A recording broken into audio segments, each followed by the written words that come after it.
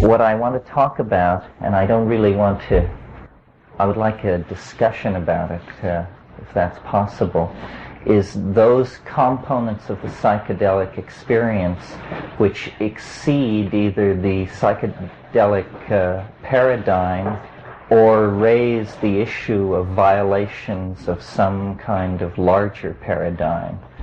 And there are two areas where this is noticeable, and one is fairly common in the literature, and that's the report of telepathic phenomena and that sort of thing, which has been persistently a repressed sub-theme in psychedelic research ever since Havelock Ellis began experimenting with mescaline. And the other thing is a constellation of issues that seem to me related, although they may not seem related to you. And we touched on this afternoon in Stan's talk, which is the question of the extraterrestrial connection, or whatever it is, and what do these things mean.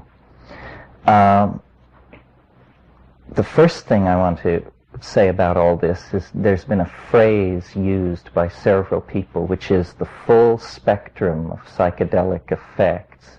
People will tell you at what dose the full spectrum of psychedelic effects occurs. Or we heard yesterday that LSD elicits the full spectrum of psychedelic effects. But in fact, there is no catalog of psychedelic effects. And how does one know what the full spectrum is? It's a very tricky matter. What I have encountered at fairly high doses of psilocybin and on DMT, but strangely on nothing else, that I find very interesting, is the whole problem of interiorized voices, relationships with hidden agencies of uncertain parameters, and related to that, states that I think the vocabulary we inherit from the religious systems that we've recently overthrown leave us with nothing to say about them but that they're states of possession. And the word demonic has been used but not defined. And it's a form of negativity that does not seem to be operational, but it's very upsetting nevertheless to people. So what I find and what I think is generally part of the shamanic practice of taking mushrooms is that at fairly low doses, meaning I can't speak of pure psilocybin, but at 5 dried grams, it's very easy to invoke a voice, a kind of logos-like phenomenon, which operates as the typical hierophant. It's the teaching voice. It's Virgil to Dante. It's a very large and superior force which takes you by the hand and then narrates the various scenarios that you're conveyed through. And the trick, of course, is the trick that's such a conundrum of the literature of involvement with demons and devils, which is the trick is to get something out of it and get away clean. And the way that works operationally when trysting with the mushroom voice is it's the challenge to get it to tell you something that you're sure you didn't know already, so that you can have some validation that you're not just talking to the back of your head.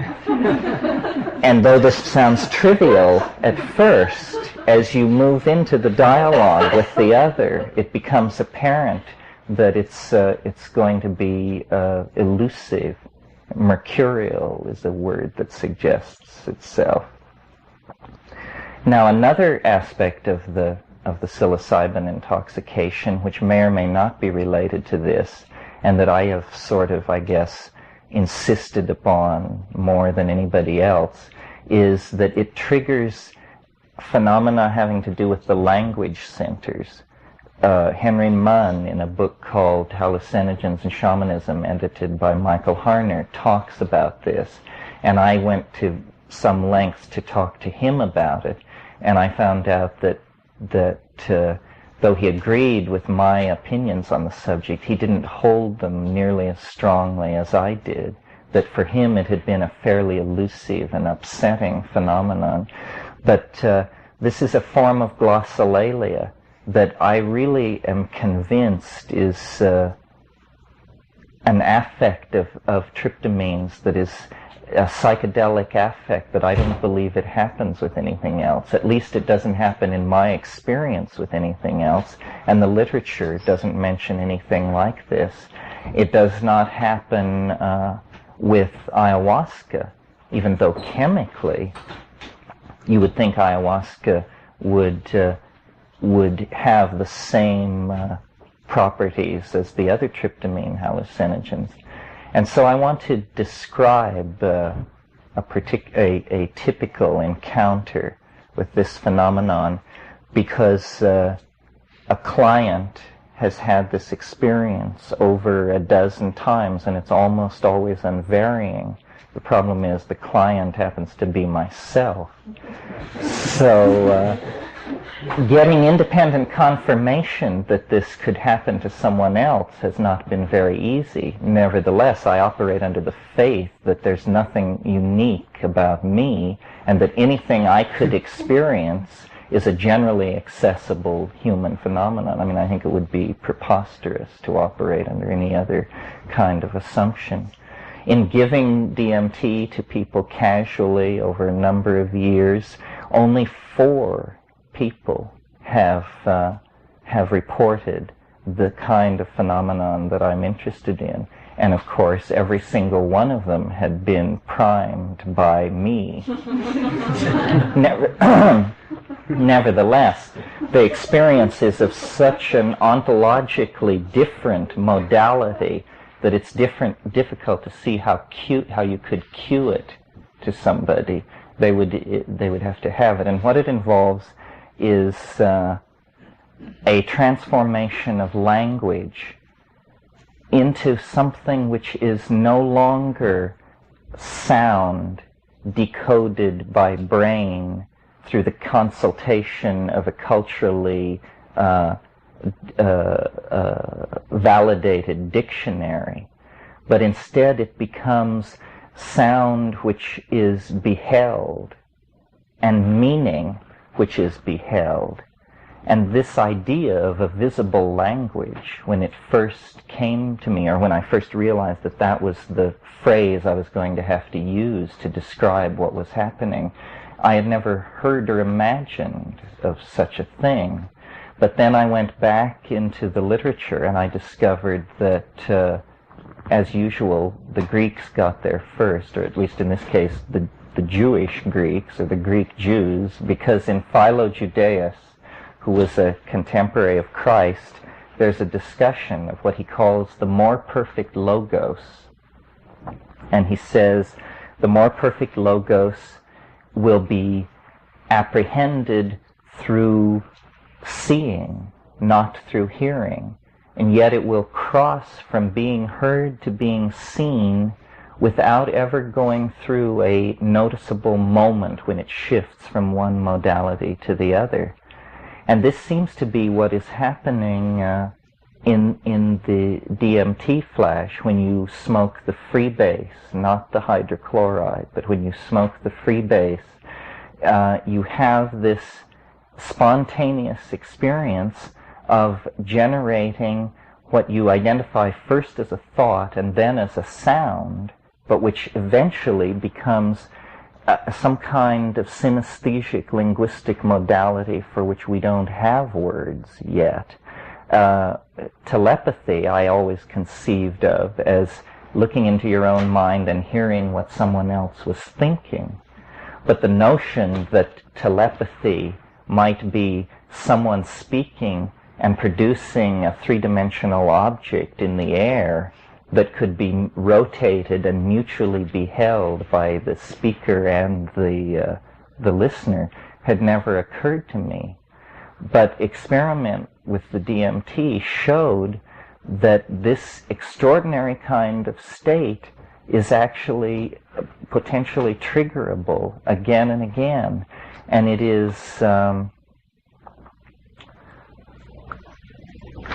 it's almost as though there is a sensorium of the world, which in order to be reconstructed in the interior horizon of transcendence that is the being of a given individual, the sensorium has to be arbitrarily broken down into its perceptual components of sound, sight, odor, tactility, etc. And normally, as it enters the human organism, these categories, which are arbitrary but as old as the human body itself, are maintained.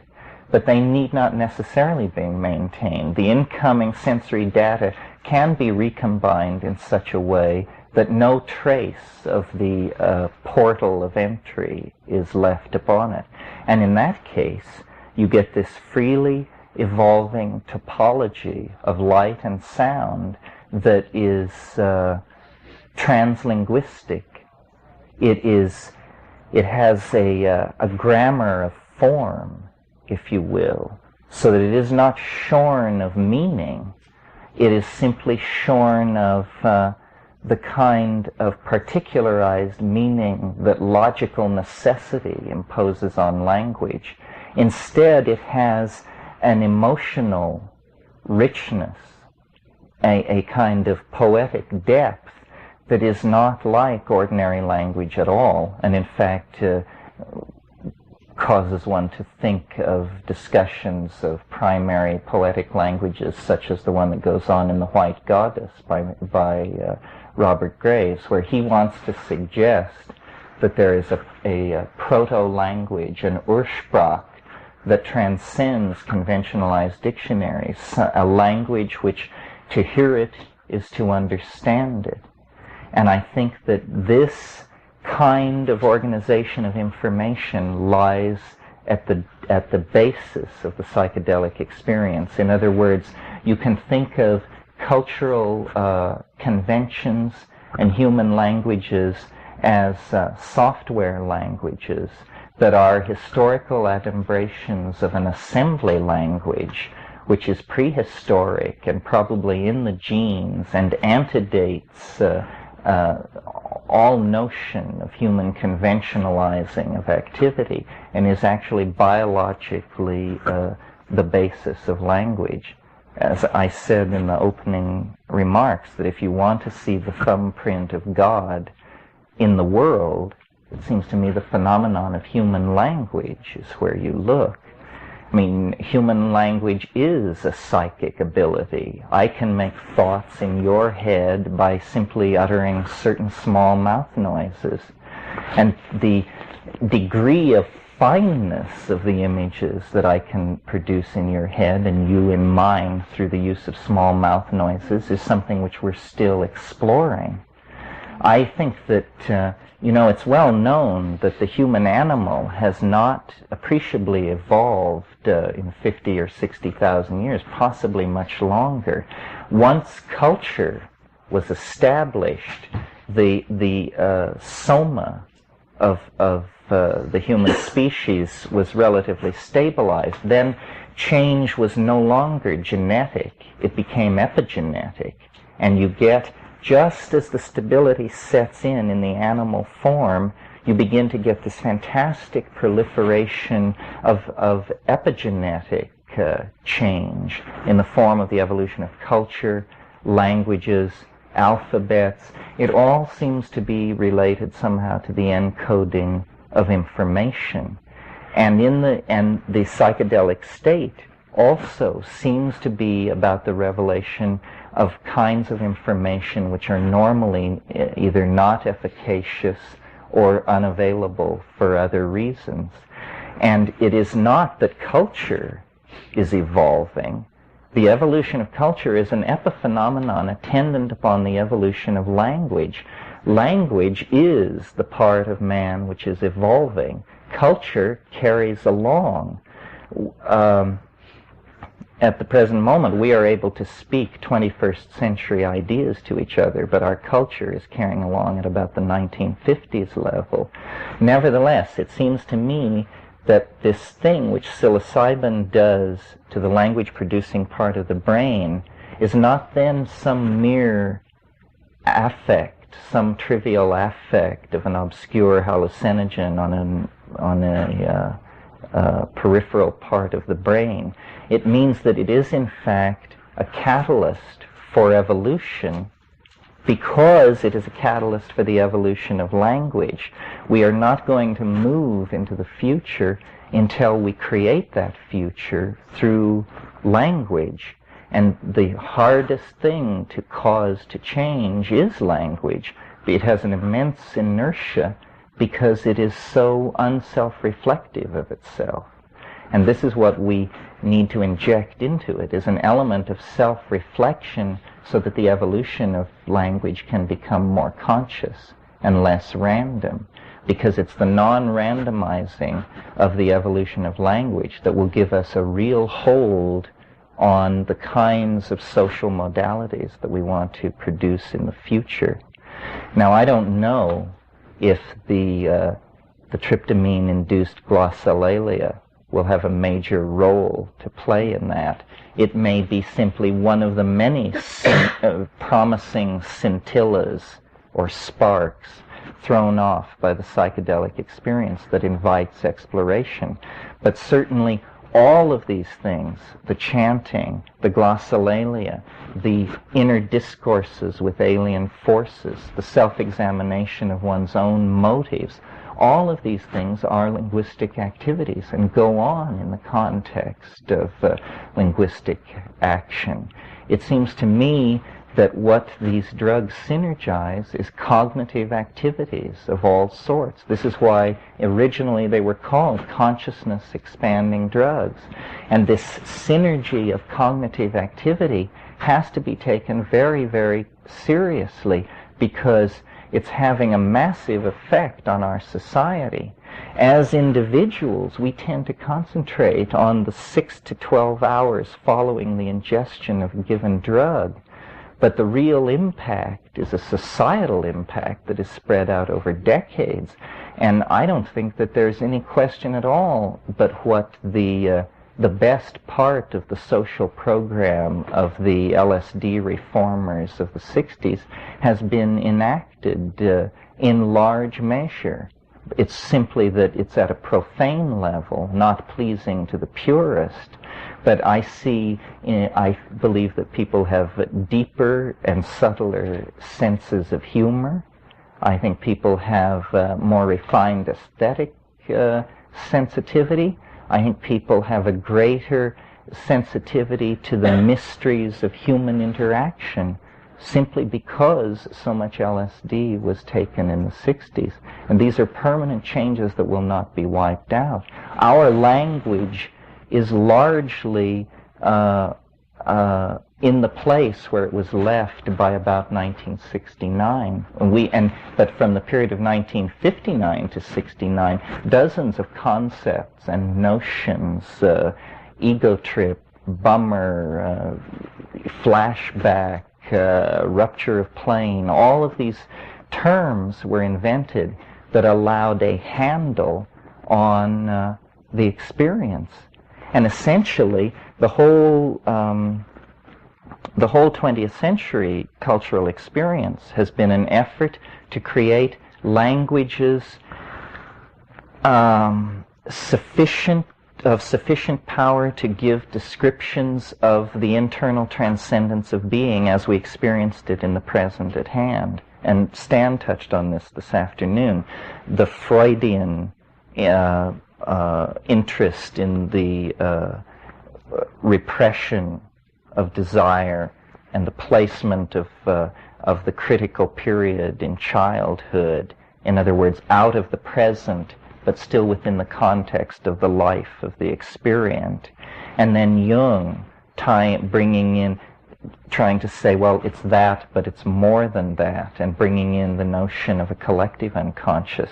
But it isn't that these guys were describing the unconscious or limiting or delineating the unconscious. It was that they were going through linguistic forms of metamorphosis in an attempt to describe what was a black box, which essentially I think still eludes them, because though the Jungian model was fairly satisfying, I think, by, we'll say, the middle 40s, it was just at that time that then these psychedelic agents began coming on, and what they show is that if we keep the Freudian term, the unconscious, then huge portions of the unconscious seem to have very little to do with human beings, individually or collectively, and that large portions of the unconscious present themselves more like a topological manifold,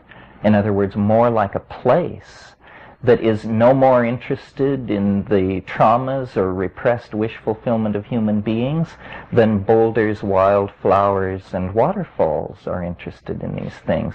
In other words, the unconscious began to take on the character of a dimension rather than a repository of energy. It seemed to be instead something deployed spatially that could be entered into.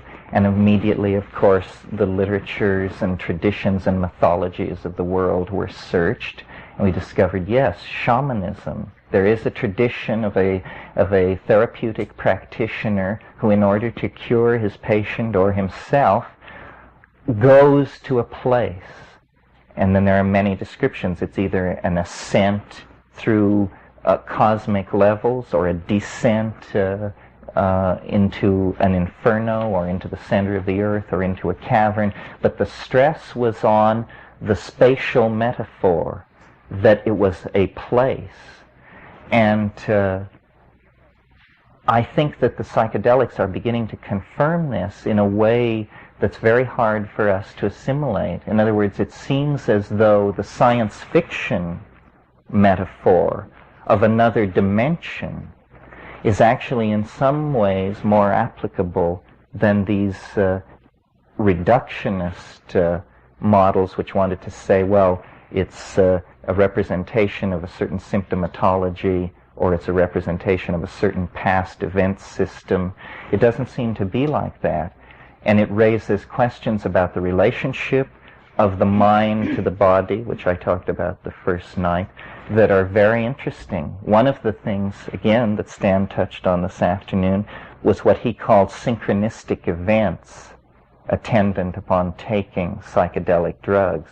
And this means that you take a psychedelic drug and then someone you've been thinking of who lives far away shows up at your doorstep. This kind of thing. Jung, the word synchronicity was coined by Jung, and it means a meaningful coincidence. But I think it was P.D. Bridgman who said that a coincidence is what you have left over when you apply a bad theory. And there can be just so many of these meaningful coincidences before somebody has to stand up and say, you know, hell, this can't be coincidences, meaningful or otherwise. Something else is happening here. And on psilocybin, and I think it's, you know, based on anecdotal material, but I think it's generally true of other psychedelics in varying degrees, the synchronistic component is more like a poltergeist phenomenon. It's as though there are small eddies of autonomous psychic energy that disturb the periphery of awareness. It's the rats in the wall phenomenon. The scratchings, the rustlings, fire flarings need to be studied. The phenomenon of people lying on floors silent for hours and then sitting up at the very moment that the fire flares, the window blows open, the baby cries, almost as though there are waves of compression coincidence, connectedness. What is it? I'm not sure. Coincidence control. Something like that, that move through a modality. So all of these things suggest that actually we don't know what we're doing with psychedelics. That because things that you put into your mouth that are not foods must necessarily be medicines, we have assigned these things to our doctors to explain to us. And I noticed in the first talk this afternoon it was said, well, there's the schizotoxin, the theory that, the psychotomimetic theory. Then there's also the theory that these things induce religious experiences. But so did the psychiatrists who figured this out immediately step aside and make room for priests? Or what was the conclusion of that model of how it should be done? So I don't think they are, I think it's odd that our reaction to them was to immediately say, well, if you're dying of cancer, we'll give it to you. If you're seriously neurotic, you can be put on the waiting list. Everybody else hit the streets if you're interested. There is this notion, that what we all experience is mental health, and certainly doesn't require any drug intervention because it in fact is normality. But Jung and others have had, the idea of an open-ended process, that there is an unlimited potential for understanding and for coming to terms with being in the world and for opening up to other people. And I think that it would be very interesting to take the approach that these things should be restricted to people of proven exceptional ability. That going along with winning the Nobel Prize was your license to possess and take psychedelics and to hand them out to your friends. It's interesting that when this was all being hashed out at the very beginning, it was Aldous Huxley's notion that this is how it should be done. He said, engineers, artists, diplomats, administrators, people must be exposed to these things. And then somewhere along the line, I think personalities arose with messianic tendencies, and the notion became that you would count success in millions of followers rather than in the quality of the people who were taking it. And that proved, a sad thing, because the society in which that conception arose had a demographic bulge in the 12 to 30-year-old group, and it just all ended rather badly. So, as I said at the beginning, there's no conclusion about all of this stuff. It is the frontier. There is a very large frontier. We're very fond of the notion of an ever-expanding sphere of understanding. But has anyone stopped to notice that if you have an ever-expanding sphere of understanding, necessarily the surface volume of the frontier of the unknown becomes larger and larger. So, it's like building a bonfire bigger and bigger to convince yourself that there's an awful lot of darkness. So I think, the key to getting around the cultural momentum that has placed us in this position is to return to the Baconian method, which is simply the collection of facts and the examination of them until patterns emerge, and that then the major datum for thinking about the psychedelic experience, it should be the experience.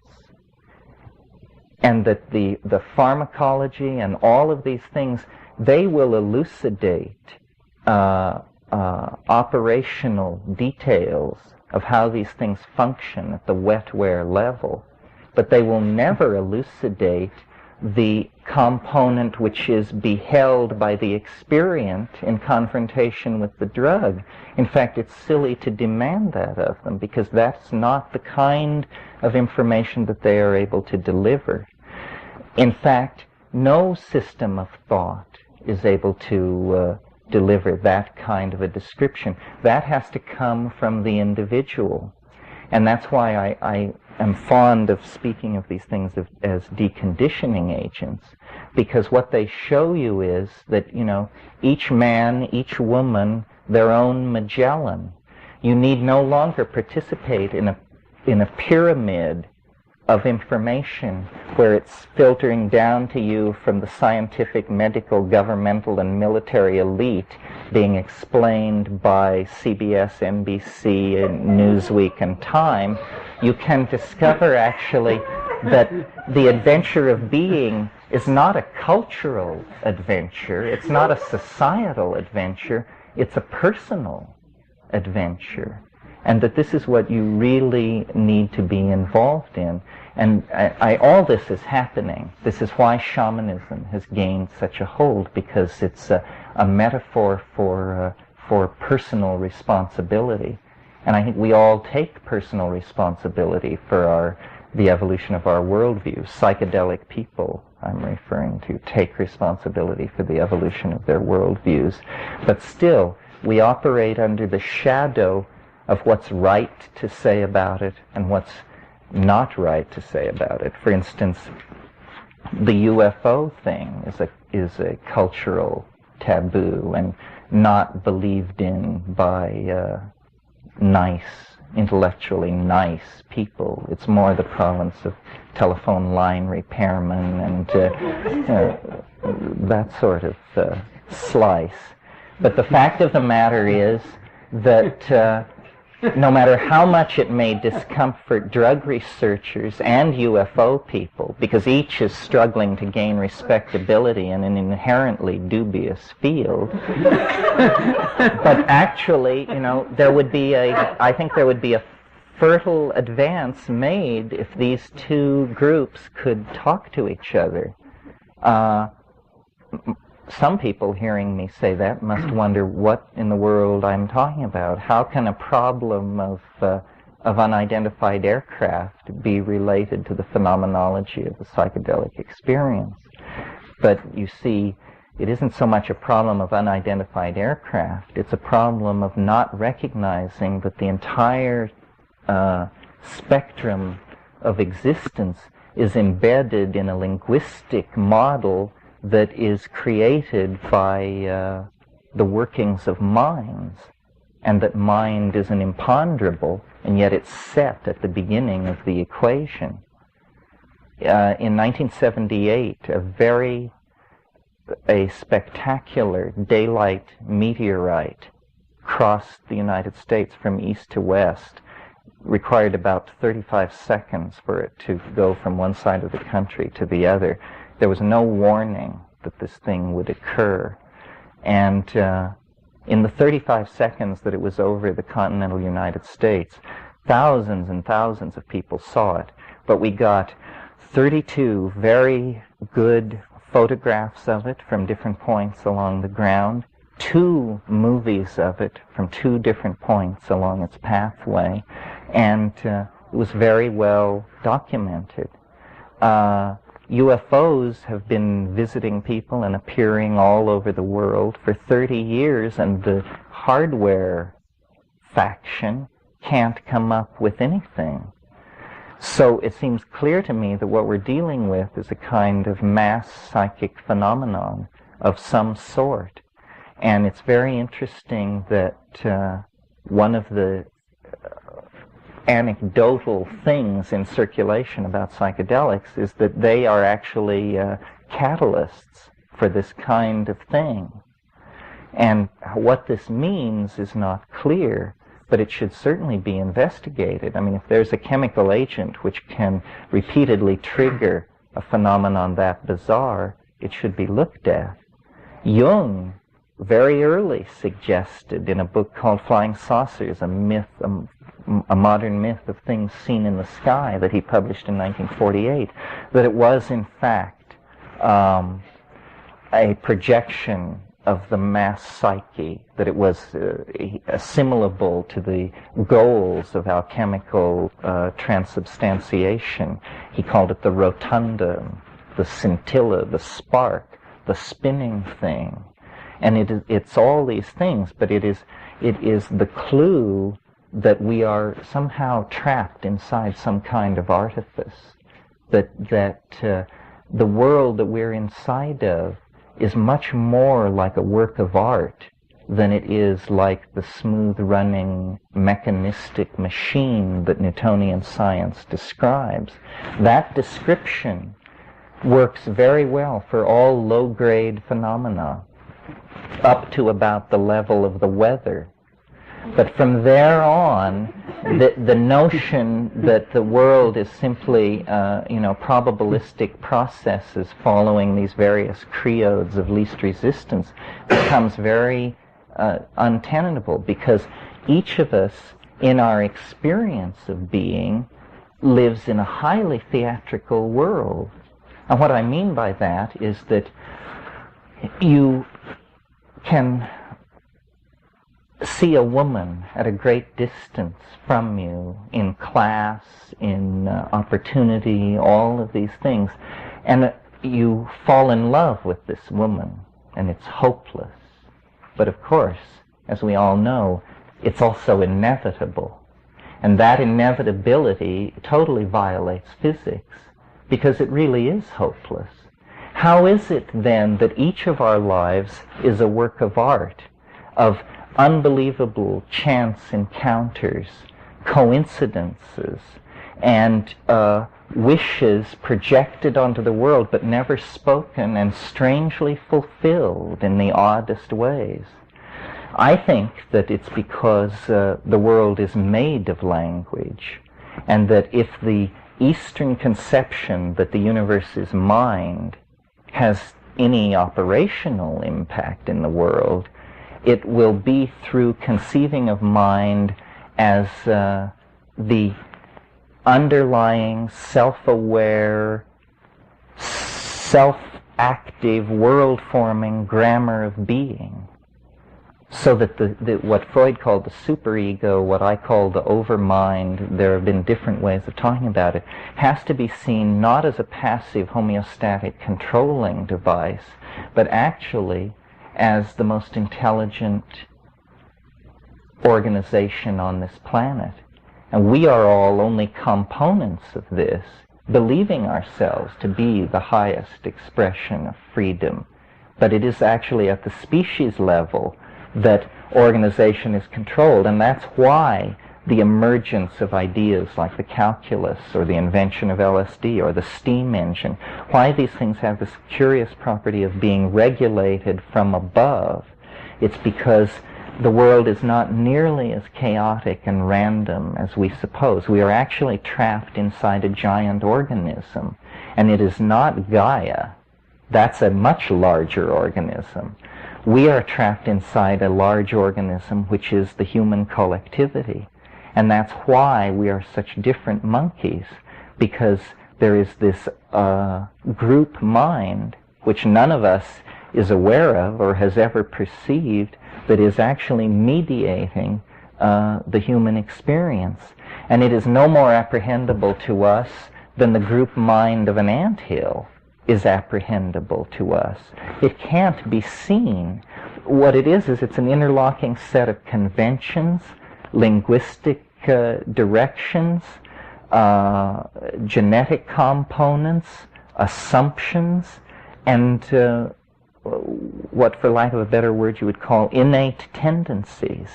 And these things, which we wear as the clothing of our specieshood, are actually the constraints directing us first one way and then another.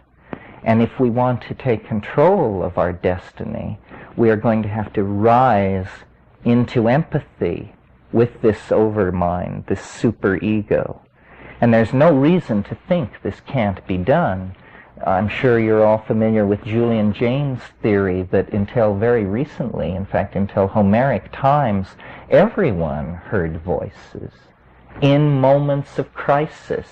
If you were in a moment of crisis, suddenly and quite naturally, a voice spoke in your head and said, get the hell out of there, or do something. And everyone understood that this was God, or the king, or the dead king. It depended on where you located in the Middle East. But there were people who traded between these various locations. And the first cynics is what they were, because they noticed that over at God spoke to everybody. But down at Nineveh, it was the dead king who everybody heard in their head. And this logical discrepancy cast doubt, and they became the first people to not hear the voice, but to assimilate it. And this is what we call the ego. It is what we experience as the self, something which 2,000 years ago was a god, which only intervened in human affairs to save lives and give heavy advice, has become for each of us the central focus through which we mediate our sensorium and project models of the world. So it is not, we are far more plastic than we realize. And I think what Stan was saying tonight about how the goal is to be in the, I forget the term, the hylolytic, the matter-oriented side of it, but to have this awareness, a complete awareness of the other side, so that you are simultaneously locked in Newtonian space-time and the parameters of the situation, and you are simultaneously liberated into a complete awareness of the other potential.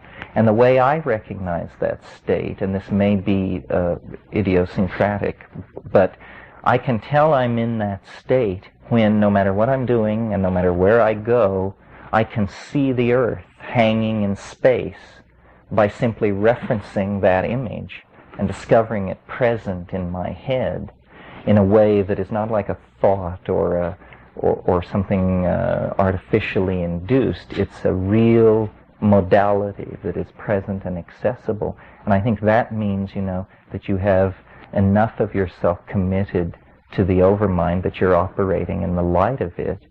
And then many consequences flow from that are efficacious at the personal level. For instance, there's something which has been called the Tao of the ancestors. What that means, I think, is simply that for each one of us, there is a way to do the things we must do that is the most energy efficient way to do it. And I'm talking about opening a door, picking up a fork. The best way to do it is to follow the creed that is the Tao of the ancestors, to recognize that you are a genetic expression, a partial genetic expression of a gene pool which has received genetic expression at each generation in your family for thousands and thousands of generations, and that you are just the latest recension of this gene pool. Then you release the ego and you act with this awareness.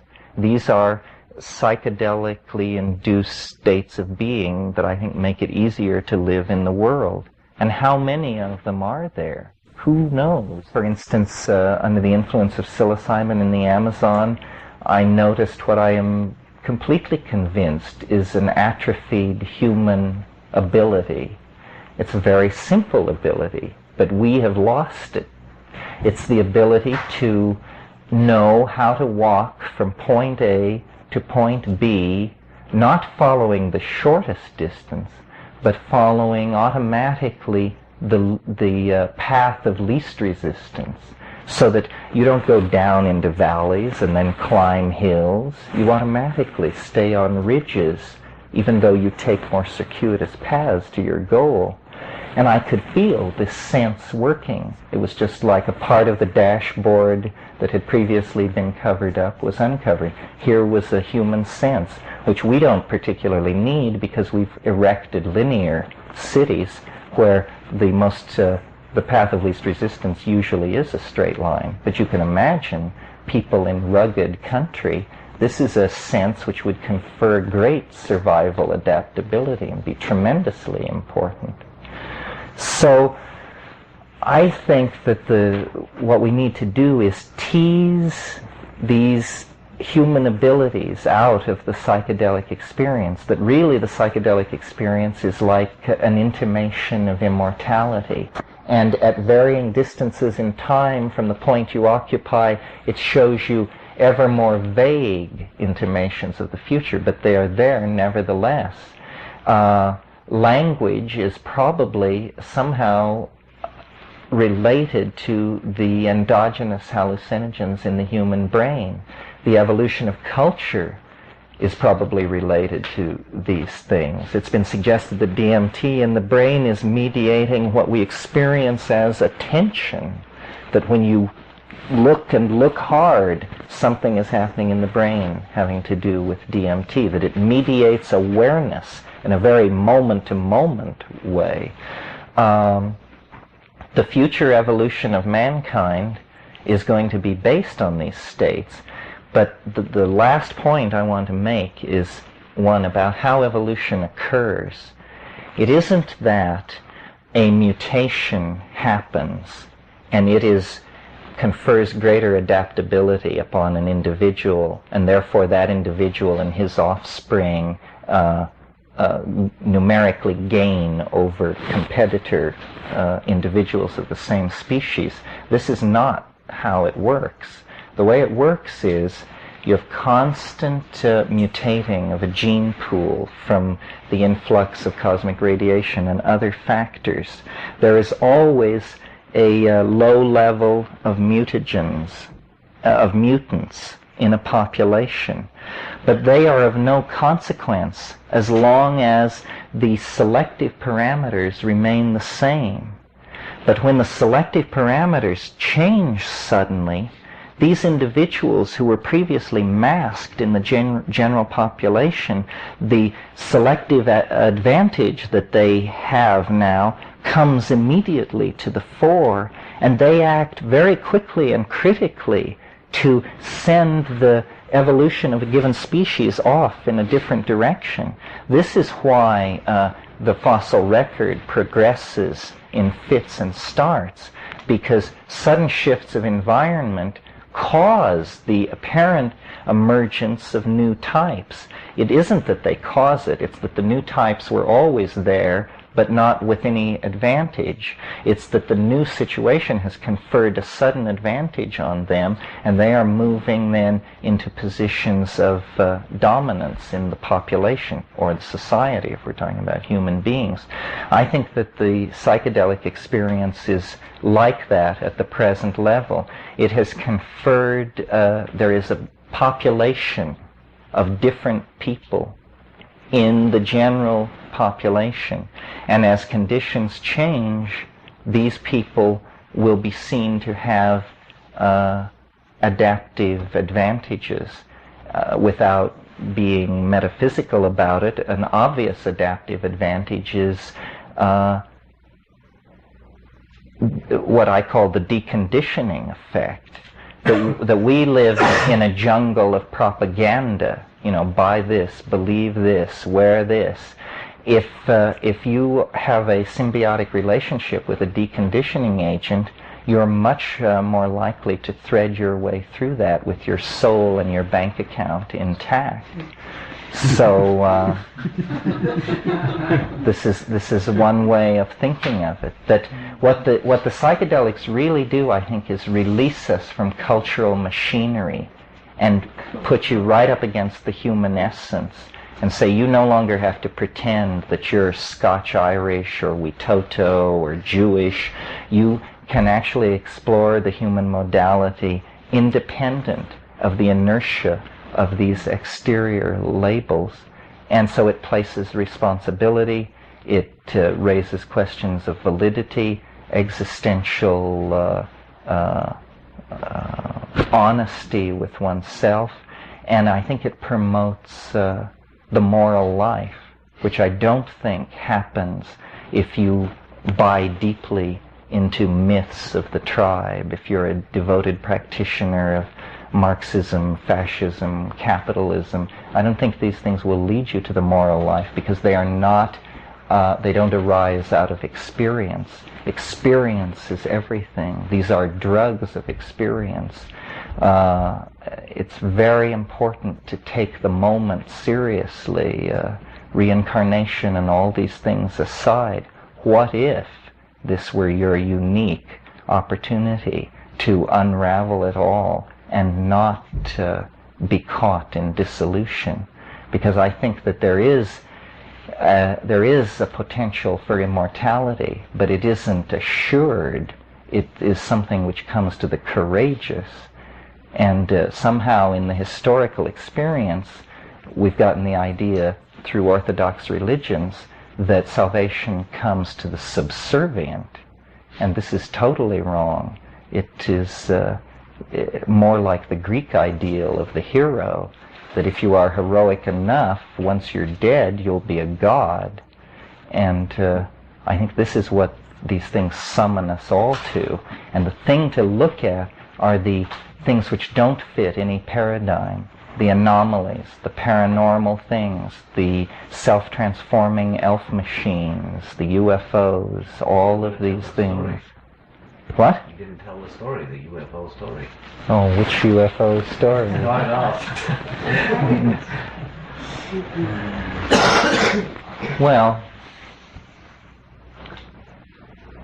I don't know, it has to do with this whole thing. You see, the alien is an archetype, as well as whatever else it may be. I mean, if aliens didn't exist or don't exist, we would still invent them, because it's the other.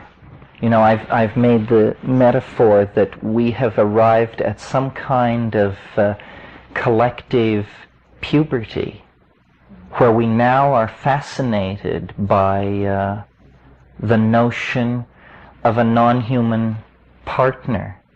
We're obsessed, as an adolescent is obsessed with sex, we're obsessed with the notion of alien love. We want this, and yet we have all the feelings about it that an adolescent brings to the early sexual experiences. It seems like an abyss, a devouring, a kind of giving up, impossible. And yet our historical development has led us to the place where we now realize this is possible. It's like finding out the facts of life. The facts of life are that there could be a girl next door.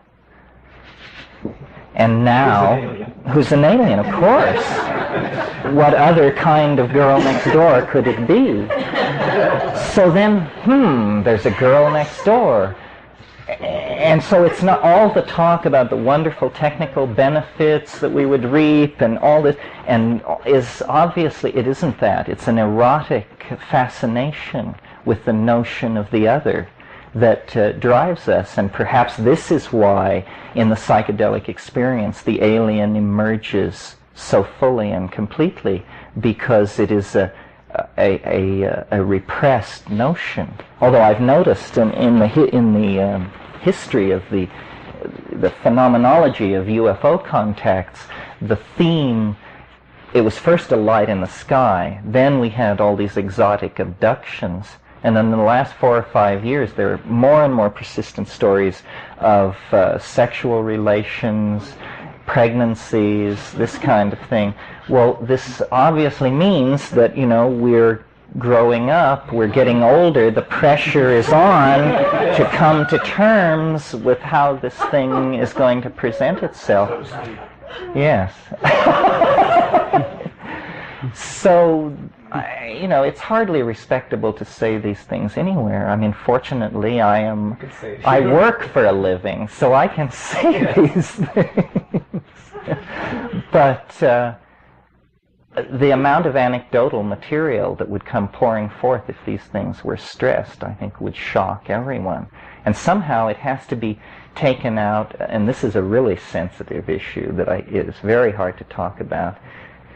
How can such a screwy notion be taken out of the hands of squirrels? In other words, we have no shortage of people assuring us that aliens of all sorts are channeling left, channeling right, this, that, the other thing. How the problem is the reverse of the problem in radioteleoscopy, where they search the skies and get nothing. Our problem is just a cacophony of hysterical claim-making. Where do you begin? You know, the Urantia book, you got the Nine, you've got all kinds, and this is not a new phenomenon. It's, well, you could choose your point, but certainly since the onset of Theosophy and Alice Bailey's school, and there's been a lot of channeling in the 20th century. So the problem is one of filters. Which aliens do you believe, and how do you tell garbage from the real thing? And I think this is a problem for information theorists. It's a poker playing problem, essentially, and shouldn't be difficult to solve if we apply ourselves to it. It's just that for us, the notion of a dialogue with an interior other is psychopathy.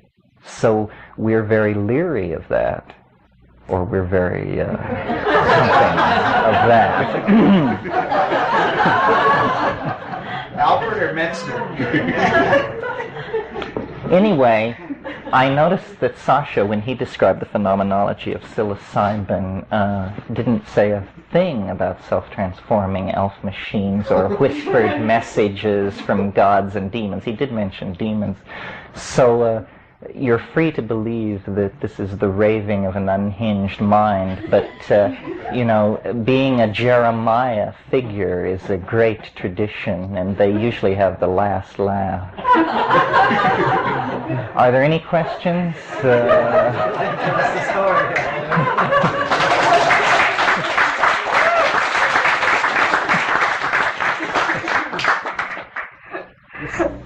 Please.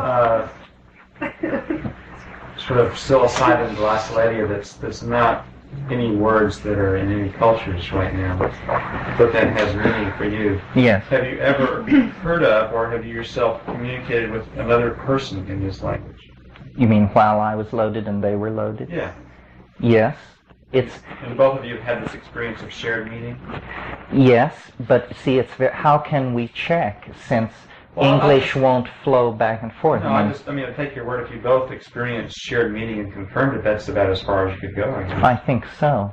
But when I listen to recordings of this glossolalia down, it makes me very uncomfortable, and I wonder what could possibly be the matter with me that I place so much emphasis on this. And I've noticed, you know, it'll clear most rooms in a hurry. I mean, it's all, people are with it, you know, and they say, oh, it's far out, and all this stuff. And then you play it, and they say, well, you know, I've got to go do something. I mean, they draw back. It seems too quirky, too quirky. So it's like you do some and they do some back and forth, except it's totally unintelligible to the English ear. Yeah, it's totally unintelligible to the English ear. What it sounds like when I listen to it down is it sounds like a language, a human language, very, very far removed from English. Well, what you're talking about really could be the language before we tried to build the Tower of Babel. We all shared the same language, then it got split up because we were the Ursprach.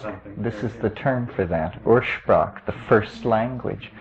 Yes, it may. That's what I mean by an assembly language. But the things that happen on psychedelics with language just defy rational apprehension. I mean, for instance, there's a Celtic saying that poetry is made at the edge of running water.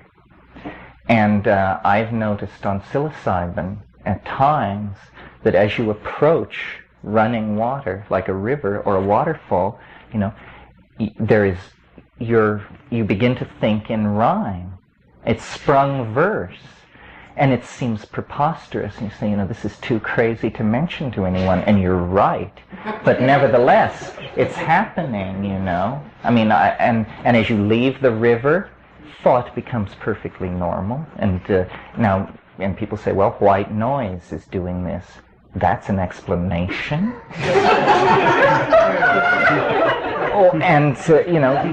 Or you look at historical phenomena. Muhammad, turns out, spoke in verse.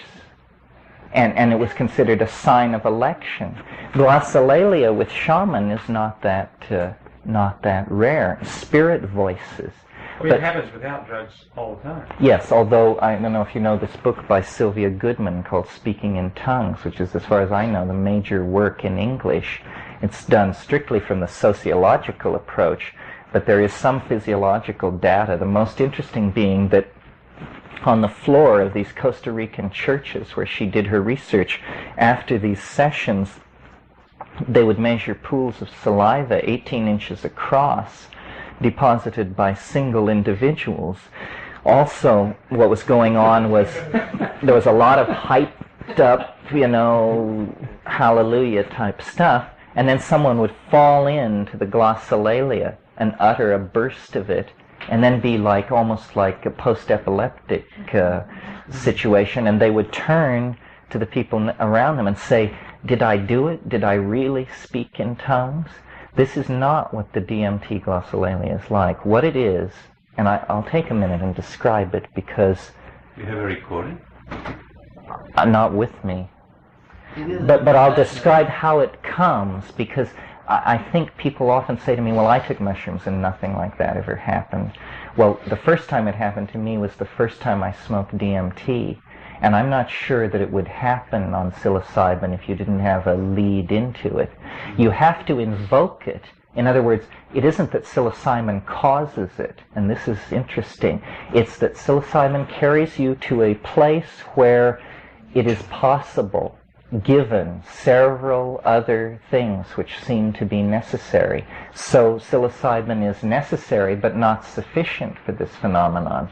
What else is required is a thing which is sort of hard to describe, but it's an attitude of expectation. It's an attitude of being on the verge of communication, even though nobody else is present. In other words, you have to invoke it. And that word, strangely enough, has a history related to demonic summoning and that sort of thing. But that's what you do. You invoke it. You feel the load of the psilocybin, and you say, aha, it's enough now. And then you you try it, and you do this by consciously speaking gibberish. In other words, what seems to be happening is that you have to release your brain's expectation that sound will have meaning. Because when we all speak, the words have a meaning attached to them, or else there's something wrong with you. But if you will speak gibberish for a moment, just for a moment, it's like priming the pump.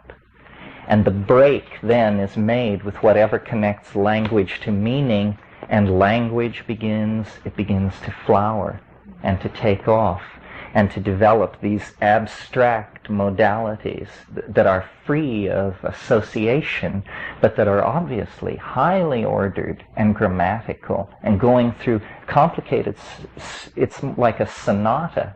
And in fact, it's led me to suggest that probably language existed thousands and thousands of years before meaning. That this is what monkeys, these evolving monkeys on the brink of self-reflection, did for each other as a form of entertainment. It's not as much of an energy drain as chanting and singing. You just carry it on at a conversational level, but it's word music that can very, very fine nuances of the stuff it's manipulating, which is not meaning, but whatever it is, this topological manifold, very fine nuances can be imparted to it by these small mouth noises. And is it anything like what babies who are about to learn to speak do? They carry on these things, and it sounds like a language that you just don't understand. There's all this inflection, and it sounds very intelligent if you could just kind of catch it. It's like that. It is very close to actual language. It's like that, only more so. Only more complex. Like one of the things that seems to be going on is there seems to be more phonemes than are actually in any human language. I mean, isn't it that there are 52 phonemes and no language known has more than 41 or something like that? But because if you do this for a while, and it's so much fun, it's a kind of ecstasy to do it, that there's no reason to stop if you're alone.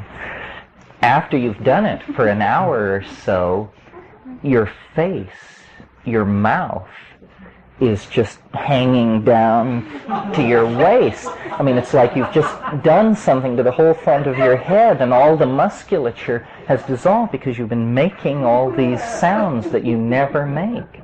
And the whole front of your face feels different. So every language has a set of coded mouth positions which are expected and easily facilitated through use. It's easier if there's somebody else there to hear it. No, there's rarely somebody there to hear it when I do it. Well, I sometimes wish. Is it easier? In other words, because I got the impression that there was something about the attention, the listening of somebody else that facilitated it, the channeling through. Oh, I don't know. I mean, for instance, I'm very shy about it. I feel like it's a very personal thing to do, so that it's hard for me to do it in the presence of other people. But this is just perhaps my personality or my association with I think it. you're a better speaker in English since having these experiences. Yes, well, this is There's something... more fluidity that there are, you have developed, your face and your expression. And Well, here's what I think it is. And Henry Munn made this point in his article. And I said earlier, that what we need is the evolution of language, and it's all about the evolution of language. Yes, it's a continuum. And as I guess it was here or it was somewhere recently, I said, it begins as clear thought. It moves into eloquence. It then becomes charismatic. At that point, if it goes any further, it will be called demonic possession, because it's happening too much. You're not supposed to be that compelling. You're not supposed to be that powerful a speaker. And if you stick with it past demonic possession, it becomes these objects. It actually crosses over and becomes the topological modality that I mentioned. Jill and I were talking in the baths the other night because she made her sounds down there, and I caught it at a certain angle visually, and I could see these things coming out of her mouth which looked like blue smoke. And I've seen this before. It looks like heat waves off a highway, and perhaps it's nothing more than heated air that's been in the lungs, heated by the body, has a different refractive index than the exterior air. It's probably expelled in a series of waves, and so if you have the light just right, what you see is a displacement of light, a flickering in the vicinity of the mouth. But I think I've also, in a stone state, watched that condense into this more visible language, and it's as though, there are finer and finer levels of vibration. The whole notion of the word becoming flesh, which occurs in cosmogonic myths as diverse as the Judeo-Christian and the Australian Aborigine. It's always about a word. A word was uttered, and this word was somehow more than a word. It adumbrated through dimensions and caused the phenomenon of being. And this is the sort of thing that's happening. But to answer your question, yes, I think that I have verbal facility because I've taken so much of this drug. And maybe I had a tendency toward it at the beginning, being Irish and not given to hard work. But but nevertheless, it definitely does this, and it does it temporarily. Like when you take psilocybin, if you actually try to do what we call raving, which is, a high-speed soliloquy, but the raving can just go anywhere, and is, if it's true that what we are creatures of information, then this is very interesting, that it synergizes this ability. Everything that we are doing is informational deployment. I mean, we take in raw materials and we excrete manufactured objects, which are essentially ideas. We take in air and we expel words. Everything we do is about stamping higher orders of information on unorganized lower forms of raw material.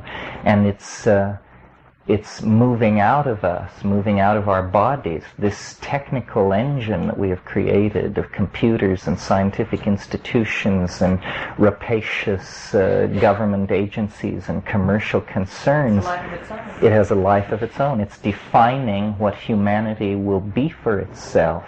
It's a war about language, about, Joseph Goebbels was the great 20th century thinker who understood this more clearly than anyone else and set the tone, set the rules of the game, so that the deconditioning effect of the drugs, the introduction to alien modalities, the glossolalia, the accessing of the vision state, all of these things have to do with information and the life of its own that it is taking on. And we are like the privileged observers of this. It's as though, no less a psychedelic voyager, researcher, and bon vivant than William Burroughs said, English is a virus from outer space. And that's what I've been trying to say, and now I'm finished. Yeah. See, the first thing that comes to mind when we talk about the creative power of sound or language, for me, is the experience that I had with the holophonic sound, where you have a sense, that qualities in other senses are created through sound. Right. And I wonder what would happen if you record this holophonically and then people listen to that. Now that's an idea. That's a very interesting idea. I heard a lot of things, where it transmits qualities of emotions, people in unusual states and so on. But there I came as close as I've ever been to understanding that there's something special about the creative power of sound. Of sound, yes, I think so. I always saw it as a metaphor, that what science has discovered about vibrations, and it's sort of when they talk about sound, they really mean vibrations, so not sound literally. Well, they talk too much about sound, I think, and not enough about language. Most people, when they think about the creative power of sound, they think about the mantric approach, syllables, sustained tones. And what I'm more interested in is the self-transforming power of grammar, that there is really something going on there. Yeah, but it's just the next stage. Right. Well, these things, it's all gradations. This is all of a piece somehow, and how the visual cortex and the voice relate to each other is not well understood. One thing I want to mention, I just thought of it, but because there may be experimentalists in the room. This was appeared 3 months ago in Scientific American, and to me it just seems astonishing. It is that anyone who can sustain 100 hertz hum, that's 100 cycle per second hum, can look at an electric fan, and if you can sustain this 100 cycle hum, you can slow the fan down, make it appear to stop, make it go backwards. You can do this to a phonograph record, you can do it to a spinning wheel. And this is not stoned. This is simply using the voice. Well, it sounds like pure magic. How can such a thing happen? The explanation of the Scientific American was that actually the resonant voice cavity is imparting vibration to the eyeballs. and that it's actually the subtle vibration is breaking up the photon input, and you're actually getting a stroboscopic effect. Well, the guy who wrote the article said that he had no training in music and was tone deaf. So to test the theory that it was vibration of the eyes, he built a little machine where he strapped his chin onto a box, and by manipulating a dial could make the box vibrate and impart the vibration to his chin. So then, and he also used, you can make TV pictures appear to roll, or you can fix rolling without getting out of your chair by doing and he attached his chin to the box and ran it up to 100 hertz, and lo and behold, this effect was happening. Well, imagine an Amazonian shaman being able to approach a waterfall or something like that and make the water stop or flow uphill. Things like this, with no technology except the human voice. How many things are there like that, you know? How many human abilities are there that we are just unaware of or have masked? And what could you do with it? I mean, I suggest stopping a waterfall, because I've just given it 5 seconds thought. But what if you'd given a millennium of thought to social institutions and little tricks and party games that could be used if you could stop time with your voice? And we bring orthodox physics to bear and say, well, acoustical vibration, stroboscopic effect, etc., blah, blah. But what is experientially happening is, here's a man who uses sound to control the speed of passing time. If that's not a magical ability, what is? And yet it's all nuts and bolts. And he hasn't even taken his first hit of ayahuasca. This is just on the natch, right? So what happens when you add in, you know, the exotic psychodynamics of these compounds? Well, that's a lot. What things come to mind. One is, I understand that Hitler's generals would go into him, you know, and they're going to talk him out of this next invasion because he's totally off the wall. And they come out glassy-eyed and convinced they're going to go invade somewhere. Well, he'd probably been chatting with Joseph Goebbels before they walked in. And the other thing is Milton Erickson, who just with his voice does all sorts of things to people that are, you know, totally He can totally even speak amazing. their language. He can do it to people that he doesn't understand them and they don't understand him. Totally with sound, and he moves his head around real unusual ways even after he stopped talking. You know, who knows what that does? Ayahuasqueros are interesting because when you meet a few of them, they all have a bunch of mannerisms which have to do with their voice and a certain sound that they make. Who the only honky I've ever met who came even close to this was Ralph Metzner. Has a curious speech habit, which is this, it's a kind of a purr at the back of your throat. But these ayahuasqueros do it very noticeably, and when they're listening to you, you hear them purring, and they have very smooth, liquid, invasive voices. And of course, ayahuasca, the way in which it's taken, it's very interesting. There's no drumming, I've never seen a musical instrument at an ayahuasca session. Everything is voice, voice, voice. And that's what they're into. Don Fidel is a good example. Many of you have probably heard his tape, but there are many such practitioners. They also, in the curing process, use very sharp sounds. And in fact, when you talk to Don Fidel, he has a very animated style that is not the macho Spanish style at all. His speech is punctuated with all these aspiration, sharp sounds, and he obviously has a relationship to sound that's very different than we do. I have the tape down here. We can play it sometime or in an intermission sometime. And it's wonderful to trip to. It's very good. So that's how the boar ate the cabbage.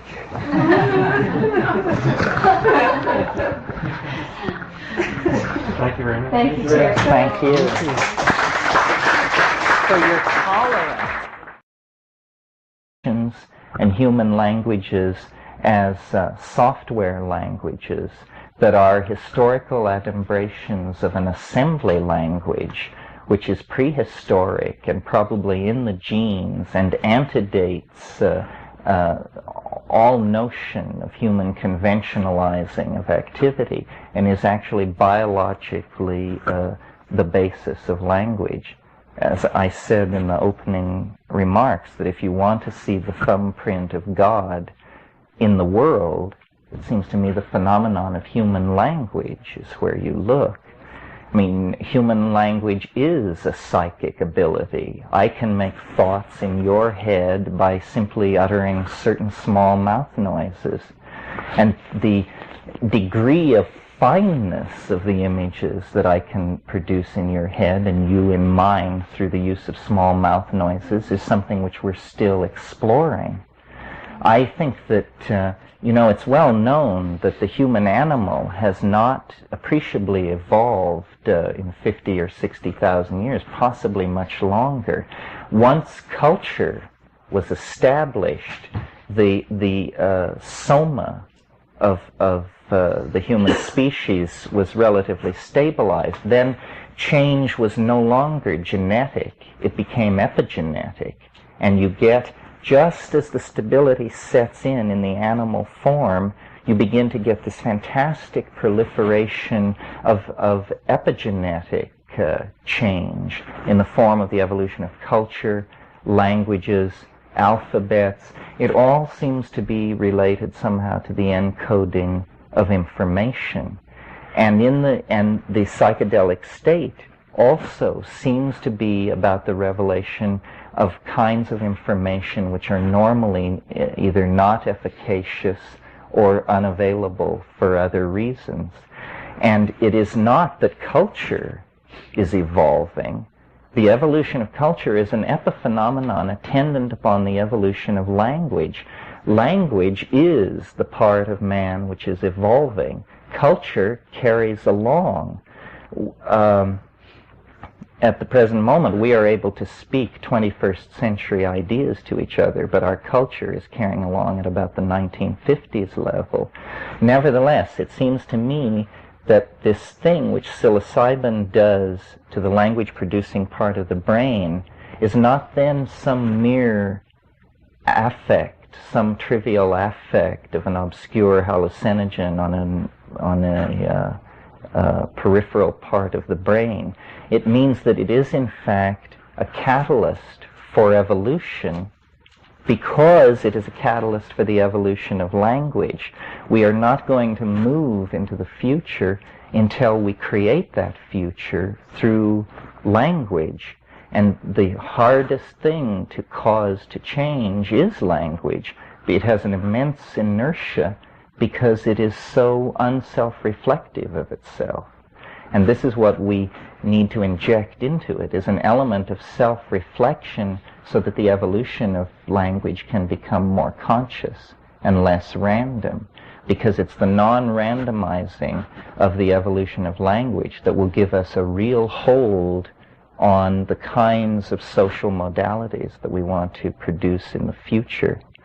Now, I don't know if the tryptamine-induced glossolalia will have a major role to play in that. It may be simply one of the many promising scintillas or sparks thrown off by the psychedelic experience that invites exploration. But certainly all of these things, the chanting, the glossolalia, the inner discourses with alien forces, the self-examination of one's own motives, all of these things are linguistic activities and go on in the context of linguistic action. It seems to me that what these drugs synergize is cognitive activities of all sorts. This is why originally they were called consciousness expanding drugs. And this synergy of cognitive activity has to be taken very, very seriously because it's having a massive effect on our society. As individuals, we tend to concentrate on the 6 to 12 hours following the ingestion of a given drug. But the real impact is a societal impact that is spread out over decades. And I don't think that there's any question at all but what the best part of the social program of the LSD reformers of the 60s has been enacted in large measure. It's simply that it's at a profane level, not pleasing to the purist. But I believe that people have deeper and subtler senses of humor. I think people have more refined aesthetic sensitivity. I think people have a greater sensitivity to the mysteries of human interaction, simply because so much LSD was taken in the 60s. And these are permanent changes that will not be wiped out. Our language is largely in the place where it was left by about 1969. But from the period of 1959 to 69, dozens of concepts and notions, ego trip, bummer, flashback, rupture of plane, all of these terms were invented that are not foods, must necessarily be medicines. We have assigned these things to our doctors to explain to us. And I noticed in the first talk this afternoon it was said, well, there's the schizotoxin, the theory that, the psychotomimetic theory. Then there's also the theory that these things induce religious experiences. But so did the psychiatrists who figured this out immediately step aside and make room for priests? Or what was the conclusion of that model of how it should be done? So I don't think they are, I think it's odd that our reaction to them was to immediately say, well, if you're dying of cancer, we'll give it to you. If you're seriously neurotic, you can be put on the waiting list.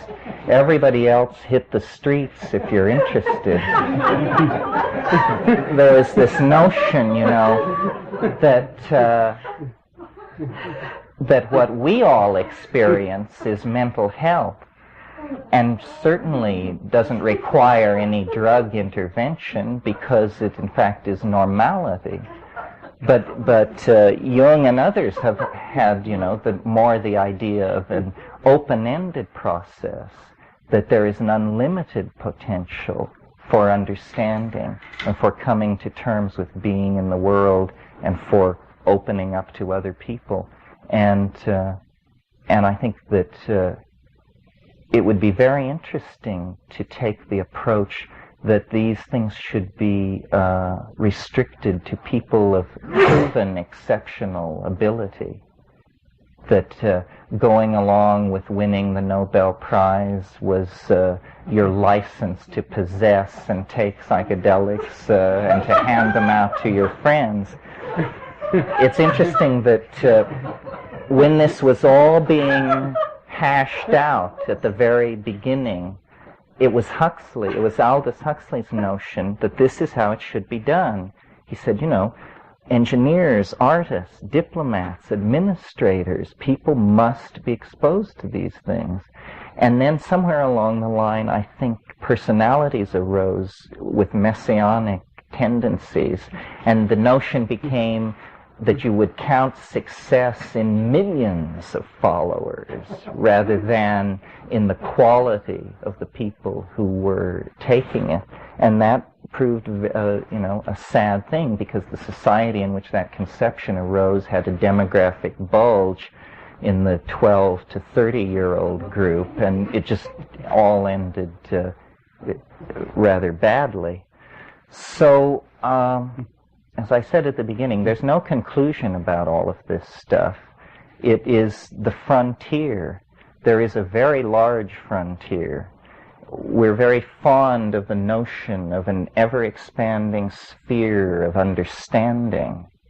But has anyone stopped to notice that if you have an ever-expanding sphere of understanding, necessarily the surface volume of the frontier of the unknown becomes larger and larger? So, it's like building a bonfire bigger and bigger to convince yourself that there's an awful lot of darkness. So I think, the key to getting around the cultural momentum that has placed us in this position is to return to the Baconian method, which is simply the collection of facts and the examination of them until patterns emerge, and that then the major datum for thinking about the psychedelic experience should be the experience. And that the pharmacology and all of these things, they will elucidate operational details of how these things function at the wetware level, but they will never elucidate the component which is beheld by the experient in confrontation with the drug. In fact, it's silly to demand that of them, because that's not the kind of information that they are able to deliver. In fact, no system of thought is able to deliver that kind of a description. That has to come from the individual. And that's why I am fond of speaking of these things as deconditioning agents, because what they show you is that, each man, each woman, their own Magellan. You need no longer participate in a pyramid of information where it's filtering down to you from the scientific, medical, governmental, and military elite, being explained by CBS, NBC, and Newsweek, and Time. You can discover actually that the adventure of being is not a cultural adventure, it's not a societal adventure, it's a personal adventure. And that this is what you really need to be involved in. And all this is happening. This is why shamanism has gained such a hold, because it's a metaphor for personal responsibility. And I think we all take personal responsibility for the evolution of our worldview. Psychedelic people, I'm referring to, take responsibility for the evolution of their worldviews. But still, we operate under the shadow of what's right to say about it and what's not right to say about it. Allowed a handle on the experience. And essentially, the whole 20th century cultural experience has been an effort to create languages sufficient power to give descriptions of the internal transcendence of being as we experienced it in the present at hand. And Stan touched on this afternoon.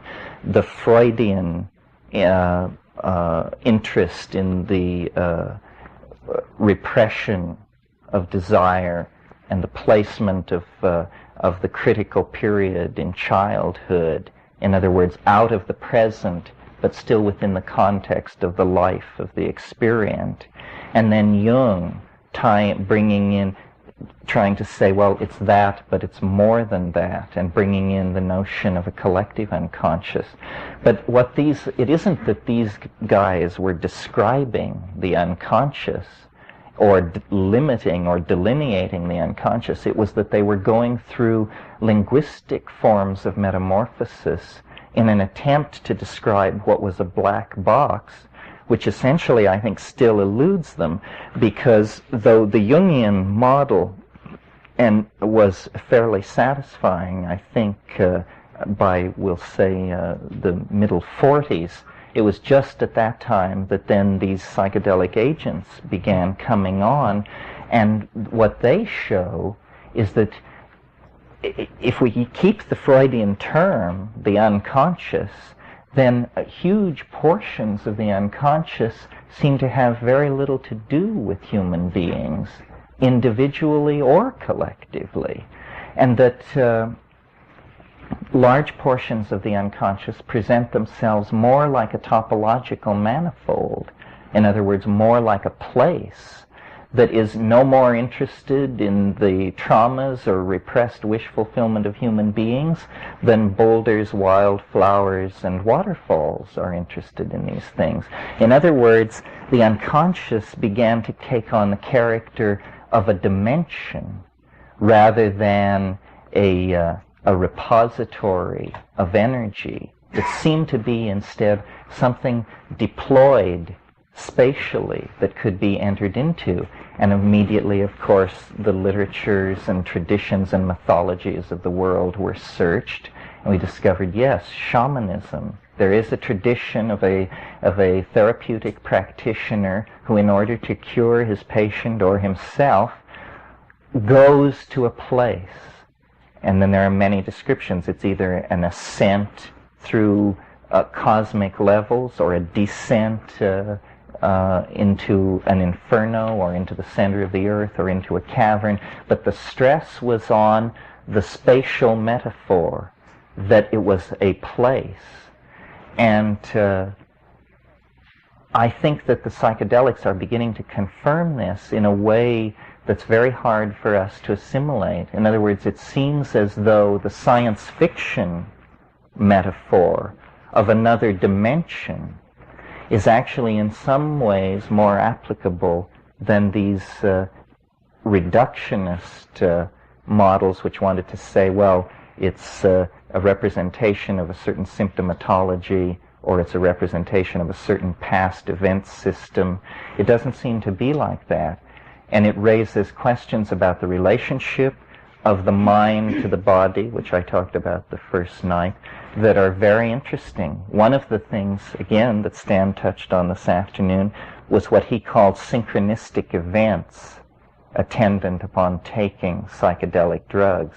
And this means that you take a psychedelic drug and then someone you've been thinking of who lives far away shows up at your doorstep.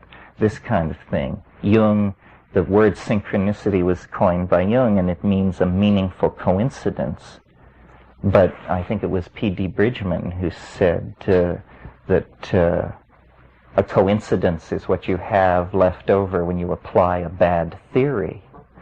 And there can be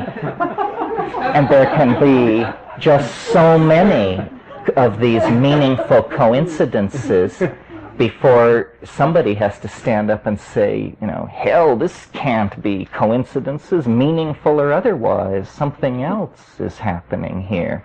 And on psilocybin, and I think it's, you know, based on anecdotal material, but I think it's generally true of other psychedelics in varying degrees, the synchronistic component is more like a poltergeist phenomenon. It's as though there are small eddies of autonomous psychic energy that disturb the periphery of awareness. It's the rats in the wall phenomenon. The scratchings, the rustlings, fire flarings need to be studied. The phenomenon of people lying on floors silent for hours and then sitting up at the very moment that the fire flares, the window blows open, the baby cries, almost as though there are waves of compression, of coincidence, connectedness. What is it? I'm not sure. Coincidence control. Something like that move through a modality. So all of these things suggest that actually we don't know what we're doing with psychedelics, that because things that you put into your mouth, what I want to talk about, and I don't really want to, I would like a discussion about it, if that's possible, is those components of the psychedelic experience which exceed either the psychedelic paradigm or raise the issue of violations of some kind of larger paradigm. And there are two areas where this is noticeable, and one is fairly common in the literature, and that's the report of telepathic phenomena and that sort of thing, which has been persistently a repressed sub-theme in psychedelic research ever since Havelock Ellis began experimenting with mescaline. And the other thing is a constellation of issues that seem to me related, although they may not seem related to you, and we touched on this afternoon in Stan's talk, which is the question of the extraterrestrial connection, or whatever it is, and what do these things mean. The first thing I want to say about all this is there's been a phrase used by several people, which is the full spectrum of psychedelic effects. People will tell you at what dose the full spectrum of psychedelic effects occurs. Or we heard yesterday that LSD elicits the full spectrum of psychedelic effects. But in fact, there is no catalog of psychedelic effects. And how does one know what the full spectrum is? It's a very tricky matter.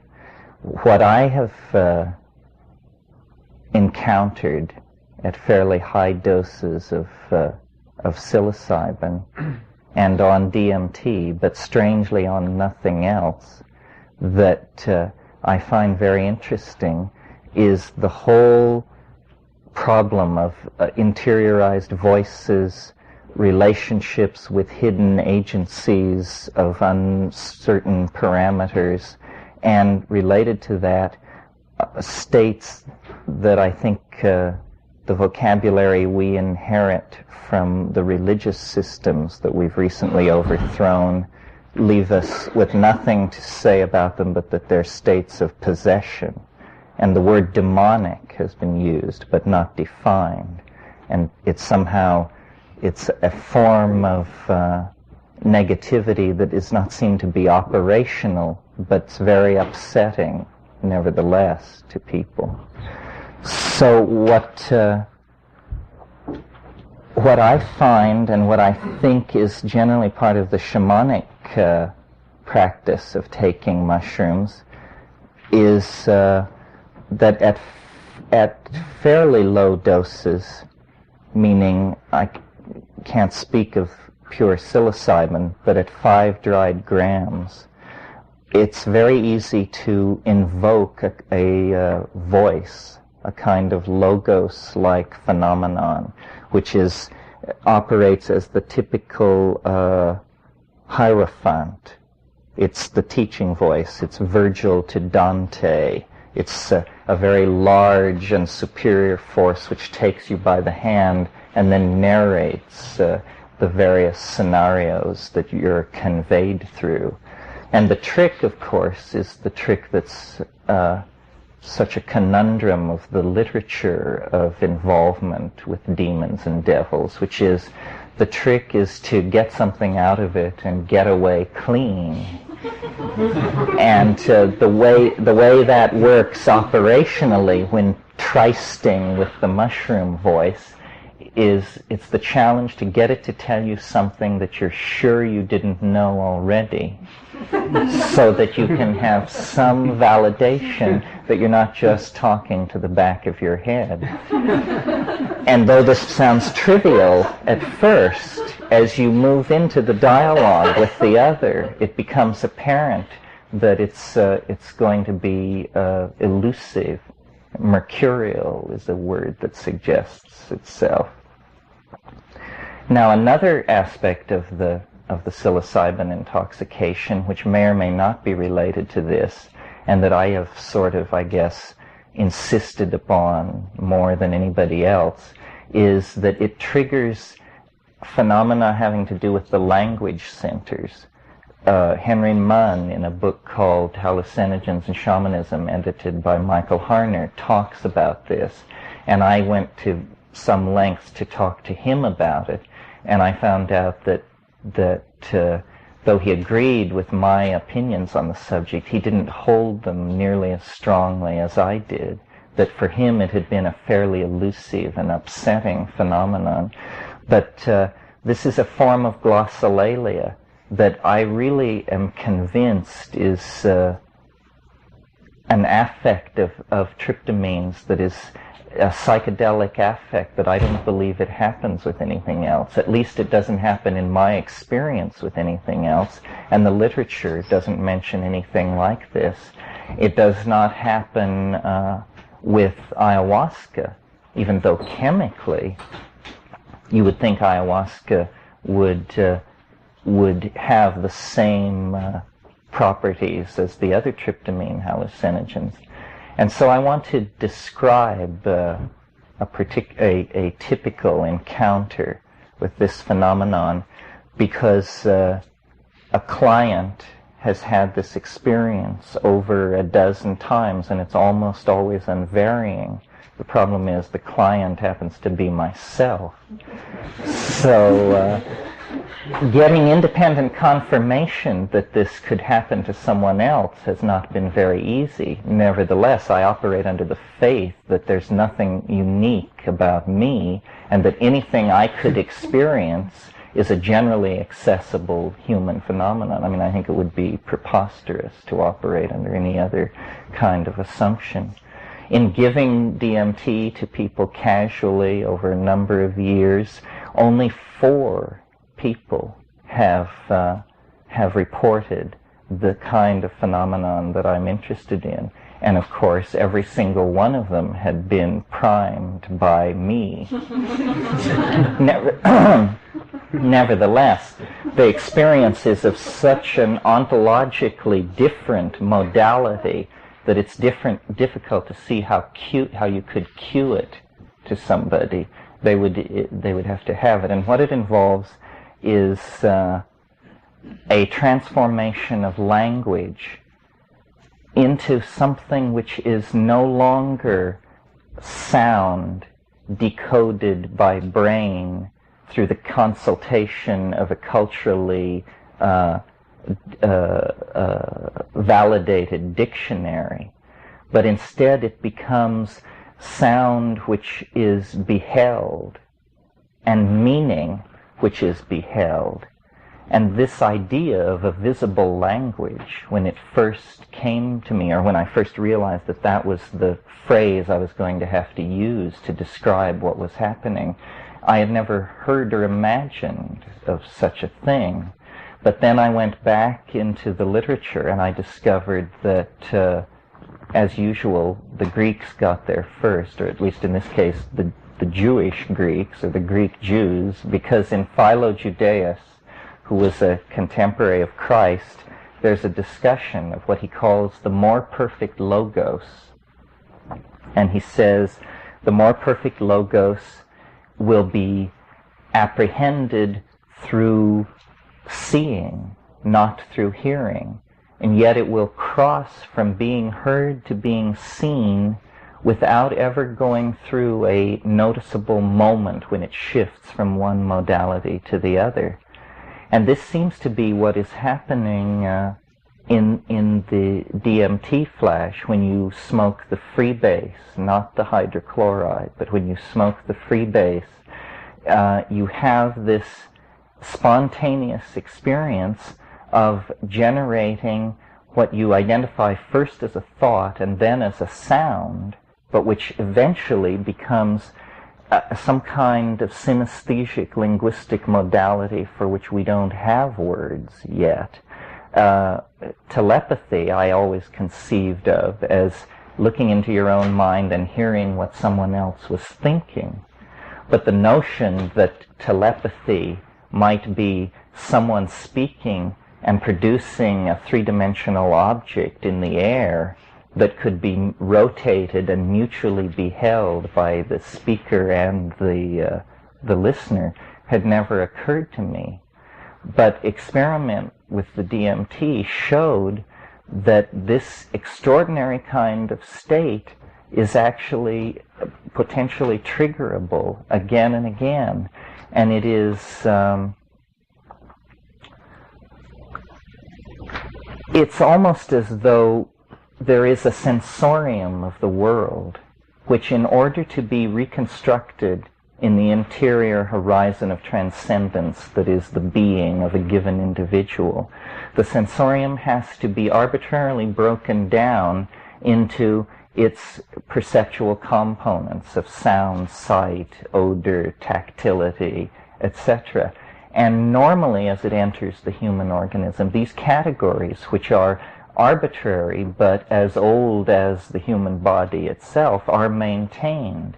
but they need not necessarily be maintained. The incoming sensory data can be recombined in such a way that no trace of the portal of entry is left upon it. And in that case, you get this freely evolving topology of light and sound that is translinguistic. It has a grammar of form, if you will, so that it is not shorn of meaning. It is simply shorn of the kind of particularized meaning that logical necessity imposes on language. Instead, it has an emotional richness, a kind of poetic depth that is not like ordinary language at all, and in fact causes one to think of discussions of primary poetic languages such as the one that goes on in The White Goddess by Robert Graves, where he wants to suggest that there is a proto-language, an Ursprach, that transcends conventionalized dictionaries, a language which to hear it is to understand it. And I think that this kind of organization of information lies at the basis of the psychedelic experience. In other words, you can think of cultural conventions